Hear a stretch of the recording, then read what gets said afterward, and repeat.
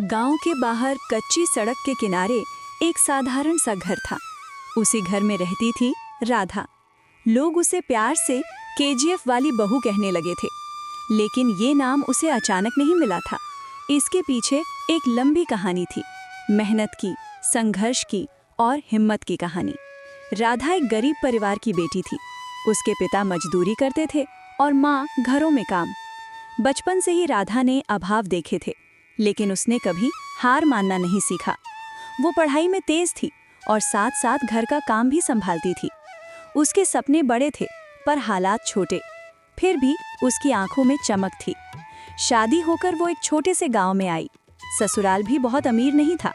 पति मोहन सीधा साधा इंसान था, मेहनती लेकिन थोड़ा डरपोक। ससुर सास पुराने ख्यालों के थे। बहू का काम बस घर संभालना, चूल्हा चौका और खेत में मदद करना, यही उनकी सोच थी। राधा ने भी शुरू में सब कुछ चुपचाप किया। वो जानती थी कि सम्मान धीरे धीरे मिलता है। गांव में पत्थर की एक पुरानी खदान थी, बरसों से बंद पड़ी थी, क्योंकि लोग डरते थे कि वहां काम करना खतरनाक है। कई लोगों ने वहां हाथ आजमाया, लेकिन असफल रहे। राधा जब भी उस जगह से गुजरती, उसे लगता कि यहाँ कुछ किया जा सकता है। उसने शहर में पढ़ाई के दौरान पत्थर और खनिजों के बारे में थोड़ा बहुत जाना था। उसका दिमाग हमेशा चल रहा था। एक दिन गांव में चर्चा थी कि पास के जिले में पत्थर की भारी मांग है। ठेकेदार बाहर से पत्थर मंगा रहे हैं। राधा ने ये बात सुनी तो उसके मन में विचार आया। उसने मोहन से कहा कि अगर वे खदान को फिर से चालू करें तो गांव के लोगों को काम मिलेगा और आमदनी भी बढ़ेगी। मोहन डर गया। उसने कहा कि ये काम बड़े लोगों का है, हम छोटे लोग क्या करेंगे। राधा ने हार नहीं मानी। उसने ससुर से बात की, लेकिन उन्होंने भी मना कर दिया। सबको लगता था कि एक बहू को ऐसे बड़े फैसलों में बोलने का हक नहीं। राधा चुप हो गई, लेकिन उसके अंदर आग जल रही थी। उसने तय किया कि वो खुद रास्ता बनाएगी। उसने गांव के कुछ युवाओं से बात की। सब बेरोजगार थे।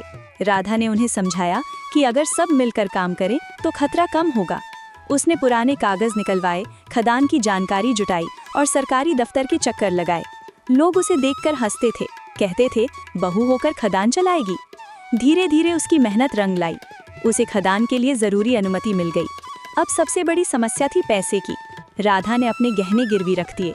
मोहन को जब ये पता चला तो वो पहले नाराज हुआ, लेकिन फिर उसने राधा की आंखों में विश्वास देखा। पहली बार उसे लगा कि उसकी पत्नी सिर्फ घर की बहू नहीं, कुछ और भी है। काम शुरू हुआ। शुरू के दिन बहुत कठिन थे। पत्थर तोड़ना आसान नहीं था। कई बार मशीनें खराब हो जाती, कभी बारिश काम रोक देती, गांव वाले ताने मारते, लेकिन राधा हर सुबह सबसे पहले खदान पहुंचती। वो खुद मजदूरों के साथ खड़ी रहती, उन्हें हौसला देती। उसकी हिम्मत देखकर लोग भी मेहनत करने लगे। धीरे धीरे पत्थर की सप्लाई शुरू हुई। शहर से व्यापारी आने लगे। काम बढ़ा तो आमदनी भी बढ़ी। गांव में पहली बार ऐसा हुआ कि लोग बाहर जाने के बजाय अपने ही गांव में काम पा रहे थे। राधा ने मजदूरों को समय पर पैसे दिए, उनके बच्चों की पढ़ाई का ध्यान रखा। लोग उसे सम्मान की नज़र से देखने लगे। एक दिन बड़ा ठेकेदार गांव आया। उसने राधा से बात की और बड़ा सौदा किया। अब खदान का नाम दूर दूर तक फैल गया। लोग कहने लगे, ये तो किसी फिल्म की कहानी जैसी है, बिल्कुल केजीएफ जैसी। तभी से राधा को केजीएफ वाली बहू कहा जाने लगा। ससुर सास जो पहले उसे रोकते थे, अब उसी पर गर्व करने लगे। मोहन का सिर ऊंचा हो गया। उसने भी डर छोड़कर काम संभालना शुरू किया। राधा ने गांव में सड़क बनवाई, स्कूल की मरम्मत करवाई और एक छोटा अस्पताल खुलवाया। राधा जानती थी कि असली जीत पैसे में नहीं, बल्कि लोगों की जिंदगी बदलने में है। वो कभी घमंड नहीं करती। वो आज भी वही सादी बहू थी, लेकिन उसके फैसलों में ताकत थी। गांव की लड़कियां अब उससे प्रेरणा लेने लगी। वो समझने लगी कि बहू होना कमजोरी नहीं, ताकत भी हो सकती है। राधा अक्सर कहती थी कि अगर इरादे मजबूत हों तो रास्ते खुद बन जाते हैं। समय के साथ गांव की पहचान बदल गई। जहां पहले डर और गरीबी थी, वहां अब मेहनत और उम्मीद थी।